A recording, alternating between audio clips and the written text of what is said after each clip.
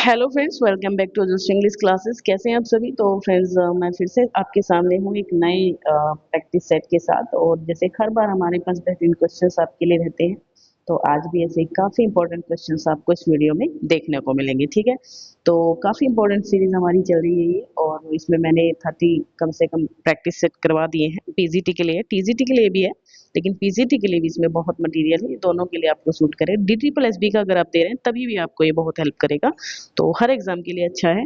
तो आप इसको देख सकते हैं। ठीक है, और मैं आपको मतलब फुल लेंथ वाले 125 क्वेश्चंस की प्रैक्टिस सेट भी दे रही हूँ। तो वो मैंने 3 दे दिए शायद, और आगे भी मैं देती रहूंगी आपको। शायद हर संडे या मंडे को आपको मिल जाया करेगा एक, तो उसके साथ भी आप बने रहें। ठीक है, लाइक शेयर कीजिएगा वीडियो को, ज़्यादा से ज़्यादा सब्सक्राइब कर लेना चैनल को अगर पहली बार चैनल पर विजिट कर रहे हैं। चलिए, पहला क्वेश्चन हमारा स्क्रीन पर रखिए। विच of the following poet does Milton emulate? कौन से पोएट को मिल्टन ने इम्यूलेट किया है? तो यहाँ बोथ, वर्जिल एंड, कौन हो जाएगा? बोथ हो जाएंगे, यानी कि वर्जिल एंड होमर को। John Galsworthy's novels are chiefly occupied with the effect and conflict of. किस चीज से इफेक्ट और ऑक्यूपाइड थे? कन्फ्लिक्ट मतलब एंड कन्फ्लिक्ट ऑफ किससे जो ये इफेक्टेड थे? तो इंडिविजुअल एंड द यूनिवर्स से, और feudalism upon monarchy, class tradition. तो ये हो जाएगा ना, क्लास ट्रेडिशन अपॉन सोसाइटी, क्योंकि ज्यादातर सोसाइटी में जो प्रॉब्लम्स उस टाइम पे रहती थी, तो उन्हीं पे इन्होंने अपने जो नॉवेल्स हैं या फिर प्लेज हैं वो लिखे हैं। Which of the following place is not written by Galsworthy? तो सिल्वर बॉक्स तो इनका है, जॉय भी इनका है, वीवर्स अ डॉल हाउस। तो a doll house I think इनका नहीं है। डी ऑप्शन पे आप जा सकते हैं। ठीक है, डॉल हाउस इनका नहीं है। हेनरिक इब्सन का है सर। चलिए, the little man written by Galsworthy is an a poem, novel, one act play या फिर प्ले? तो ये वन एक्ट प्ले हो जाएगा आपका, जो आपका लिटिल मैन है ये गाल्सवर्दी का है। ठीक है, next. Essay of Dramatic Poesy is a work by England's first poet laureate in which the author attempts to justify drama as a legitimate form of poetry, comparable to the epic as well as defend English drama against that of the ancients and the French। तो यहाँ पर John Dryden है, John banyan है। देखिए, essay of dramatic पोएजी, तो इसको पढ़ते ही आपको समझ जाना चाहिए कि ये किसका वर्क हो सकता है ना। तो यहाँ वर्क बाय के बाद शायद आपका ये यहाँ पे रहना चाहिए, ये फिलअप, ये अभी मैंने मार्क नहीं किया, सॉरी। तो यहाँ पे आपका, मैं क्या कह रही हूँ, यहाँ आपका होना चाहिए, मतलब एक ब्लैंक है। ठीक है, तो किस बाय किसके द्वारा ये है, तो ये लिखना है आपको यहाँ पर। अच्छा, देखिए इसमें क्या रहता है। यस, हाँ, इसमें देखिए जॉन ड्राइडन को आप मार्क कर सकते हैं, क्योंकि जॉन ड्राइडन इसका आंसर बनेगा। ऐसे ऑफ ड्रामेटिक पोएजी एक वर्क है जॉन ड्राइडन का, जिसमें इंग्लैंड के फर्स्ट पोएट लॉरियट भी ये रहे हैं। आप जानते हैं अच्छे से, ऑफिशियल रहे हैं। और वैसे तो बेन जॉनसन रहे हैं फर्स्ट, लेकिन ऑफिशियल की बात करेंगे तो ये आपके इंग्लैंड के रहे हैं। ठीक है, अच्छा, इन्होंने poetry comparable to epic as well as define English drama for give that of the ancient and the French. तो जॉन ड्राइडन की बात करेंगे यहाँ। In presenting his argument in his essay of dramatic poesy, John Dryden takes up the subject that had set forth in his defense of poesy in 1580। बताइए, तो John Dryden, John Bunyan, Samuel Johnson, Philip Sidney. तो argument है ये, तो इसके जो दूसरा इसके अगेंस्ट जो है, तो उसे किससे रिलेट करेंगे आप? तो ये आपका बनेगा फिलिप सिडनी। ठीक है, फिलिप सिडनी आपका आंसर होगा। फिलिप सिडनी का था ये डिफेंस ऑफ पोएजी, इसकी डिफेंस में इन्होंने वर्क लिखा था 1518। ठीक है, चलो। A narration or description in which events, actions, characters, settings, or objects represent specific abstractions of ideas. Hence, the narrative carries a second meaning along with the surface story। ये तो बहुत आसान है, थोड़ी लैंग्वेज थोड़ी अलग दे रखी है, बट इस क्वेश्चन से बिल्कुल आप फेमिलियर हैं।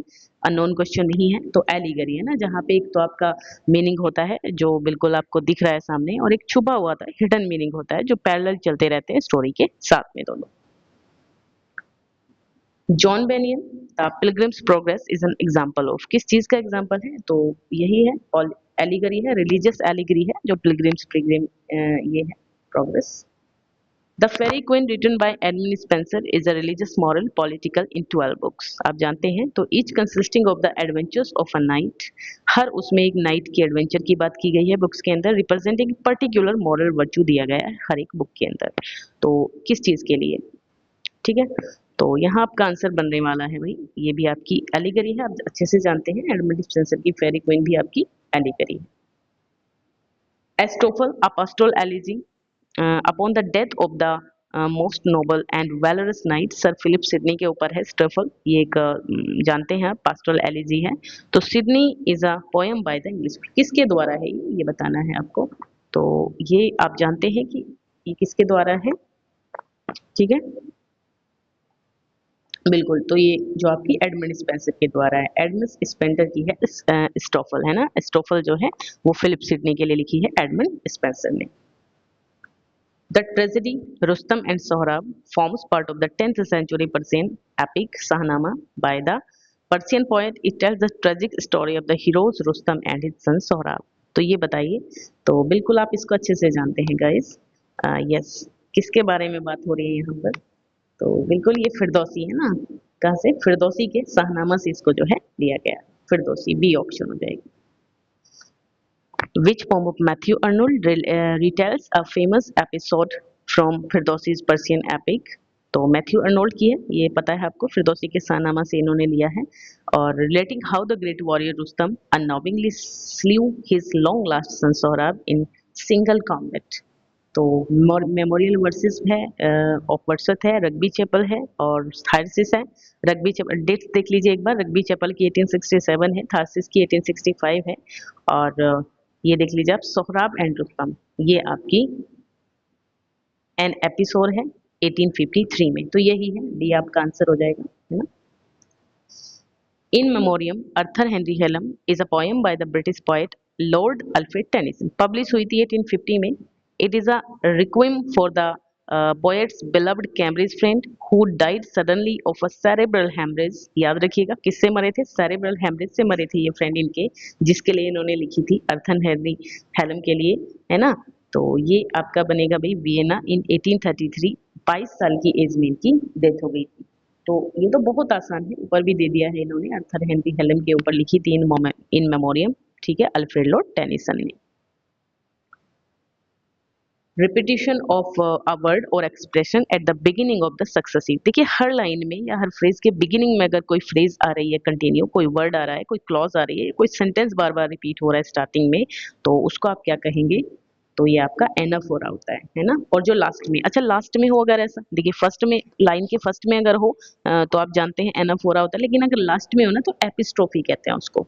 क्या कहते हैं, एपिस्ट्रोफी, अगर लास्ट में यही सेम चीज हो जाए, है ना, ये भी जान लीजिए आप।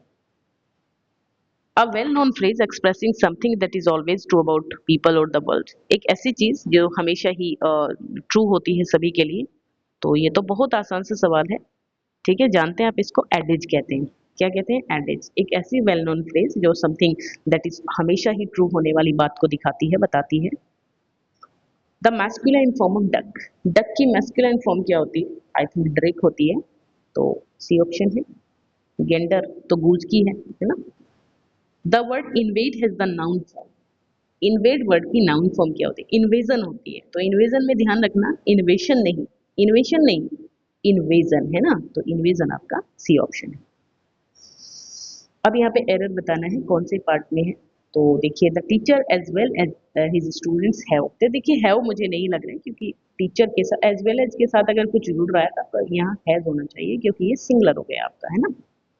The behaviour of the students were not proper, जो स्टूडेंट का बिहेवियर था वो प्रॉपर नहीं था, तो इसमें कौन से पार्ट में एरर है, यस। तो बिहेवियर, देखिए स्टूडेंट्स प्लूरल है, स्टूडेंट्स थोड़ी हमारा सब्जेक्ट है, हमारा सब्जेक्ट क्या है, बिहेवियर है, बहुत आसान है ये। तो यहाँ इसका यूज करेंगे आप, ना कि वर का। All the dictionaries which have been placed on the table by the window needs rebinding है ना। तो इसमें देखिए क्या एरर है, यस। ऑल द डिक्शनरीज, देखिए नीड्स नहीं आएगा, अब देखिए all the dictionaries plural subject है हमारा, है ना, तो नीड्स की जरूरत थोड़ी है, हमें नीड चाहिए यहाँ पर, है ना। Unemployment is a very actual problem, actual problem होती है या कुछ और होती है, बताइए। अनएम्प्लॉयमेंट, तो एक्चुअल प्रॉब्लम नहीं होती, यहाँ एक्चुअल वर्ड जो है, तो ये प्रेजेंट प्रॉब्लम कह सकते हैं आप, एक्चुअल थोड़ी ना कहेंगे, है ना, प्रेजेंट कह सकते हो, प्रेजेंट प्रॉब्लम फिलहाल की, हाल फिलहाल की कोई प्रॉब्लम है। I would request you to see my cousin sister who has just returned from Germany. तो इसमें क्या होगा, यस, माई कजिन सिस्टर। देखिए कजिन या सिस्टर दो चीजें थोड़ी आई भाई, कजिन का मतलब ही कजिन मतलब होता है भाई बहन कोई भी सब आ जाते हैं कजिन के अंदर। तो आप या तो सिस्टर मतलब सिस्टर का यूज नहीं करेंगे, आप केवल कजिन का यूज कर सकते हैं ना, कजिन का यूज कर सकते हैं आप। चलिए, this car is superior and more costly than the one I have. इसमें क्या एरर थे? तो इसमें आपका जो एरर बनेगा आई थिंक पहले ही, अच्छा अच्छा अच्छा, मुझे लग रहा है बी में एरर है। सुपीरियर के साथ हमेशा टू का यूज होता है, तो यहाँ पे टू को इन्होंने छोड़ दिया है। तो टू आपका नीडेड है, नेसेसरी है, सुपीरियर टू होता है, इंफीरियर टू होता है। तो यही एरर है। इसमें क्या एरर होगा? You will either have to improve your work or I shell. देखिए आप देखिए ईदर कहाँ आया है, ईदर आपका वर्ब से पहले आया है ना। तो या तो आप इस वाले ईदर को मतलब पहले कर दिए, ईदर यू विल हैव कर दीजिए, या तो तब आप आई शेल हैव कर सकते हो, तो पहले ही पार्ट में एरर हो जाएगा। ठीक है, आप इसमें कर दीजिए ईदर, है ना, ऐसे कर सकते हो आप आई थिंक। मुझे यही सही लग रहा है, या तो इस इधर को आप पहले ले आइए, क्योंकि यहाँ पर देखिए पहले है और अगर यहाँ सब्जेक्ट से पहले है तो यहाँ पे भी आपका इससे पहले होना चाहिए।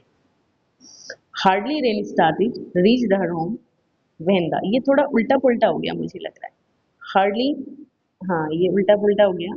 तो देखिए ये कुछ इस प्रकार से है कि हार्डली के बाद आपका यहाँ पे मतलब फिलअप है, हार्डली के बाद आपका फिलअप है यहाँ पर, तो ये फिलअप हो गया। हार्डली रेन स्टार्टेड, है ना। तो यहाँ पे इसके बाद आपका हार्डली रीच्ड हर होम होना चाहिए, रेन स्टार्टेड यहाँ नहीं है, मैं इसको कट ही कर देती, ये आपका फिलअप है पूरा, है ना। हार्डली के बाद आपका है कि रीच्ड हर होम, यहाँ तक ठीक है, कोई दिक्कत नहीं है, यहाँ तक ठीक है आपका।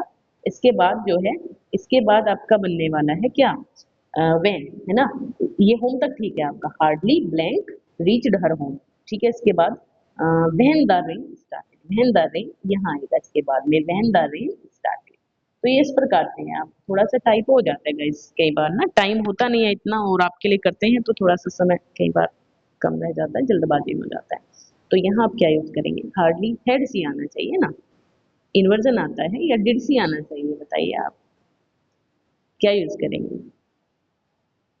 हेड सी होगा, क्योंकि देखिए इधर पास्ट इंडेफिनिट है, तो यहाँ आप हेड का यूज कर सकते हैं, कोई दिक्कत नहीं है इसमें। The boss wanted to know done the job, है ना। तो हाउ आई हेड हो जाएगा इसमें, हाउ आई हेड पहला ही ठीक है ना। ये दो आई क्यों आ रहे हैं? एक आई होना चाहिए ना, एक आप यहाँ पे रफ कर दीजिए, how I head, okay. Yes I wish, देखिए कहीं पर भी अगर इस तरीके से इमेजिन किया जा रहा है, एज्यूम किया जा रहा है कि आई विश मैं ये होता, काश ये होता, वो होता, तो यहाँ पे आप वर का यूज करते हैं और विश वर आ जाए। Sorry guys. चलिए, नेक्स्ट क्वेश्चन था, which is the correct sentence, इसमें सही सेंटेंस कौन सा है? You have 20 rupees, okay, you have 20 rupees and I have two 10 rupee notes. India cannot accept two nations theory और mankind is demanded. तो 20 rupee note rupees ये ठीक है आपका, ये ठीक है, ये भी ठीक है, ये मैंने पहले भी करवाया है आई थिंक क्वेश्चन।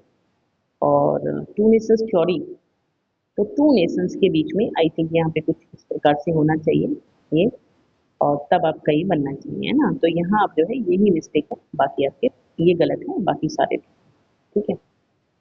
अब vehicle for carrying a dead body को जो व्हीकल लेकर जाता है उसको आप क्या कहते हो? एम्बुलेंस, कार्ट और हेयर्स लॉरी, तो हेयर्स कहते हो। An imaginary name assumed by an author disguise, pseudonym होता है एज्यूमिंग नेम, कोई भी ऑथर अपना ऐसा नेम ले लेता है अपने वर्क्स के लिए, रियल नेम ना लेकर के। Who speak the following lines, we are the machine. अच्छा, बहुत भैया इंपॉर्टेंट लाइन है और बहुत मतलब फेमिलियर भी होनी चाहिए आपके लिए, तो पहले भी करवाई है। Machine, it brains and sinews. It is for us to lead and to determine what is to be done and to do it without fear of fear. तो who speaks मतलब we are machine, है ना, किसने कहा है ऐसा? मतलब पहला ऑप्शन हमारे पास है John Anthony style, snow in the silver box, लेटी इंजॉय, अल्फ्रेड कॉले इन द पिजन।